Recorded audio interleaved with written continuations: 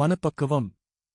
உன்னை தூசியாக நினைப்பவரிடம் நீ தூசியாகவே இருந்து விடு. நம்பிக்கையுடன் நாடி வருபவர்களை கடவுள் எப்போதும் கைவிட மாட்டார். கவலைகளை கடவுளிடம் ஒப்படைத்துவிட்டு நமக்காக கடவுள் இருக்கிறார் என்பதை ஆத்மார்த்தமாக உணர்ந்து கடவுள் போட்ட பாதையில்தான் நீ நடக்கிறார் என்பதை உணர்ந்தால் வெற்றி நிச்சயம். கவலைகளை கடவுளிடம் விட்டுவிட்டு அமைதியாக இருங்கள். கடவுள் விழித்திருந்து உங்கள் வாழ்க்கையை பார்த்துக் கொள்வார். பயப்படாதே.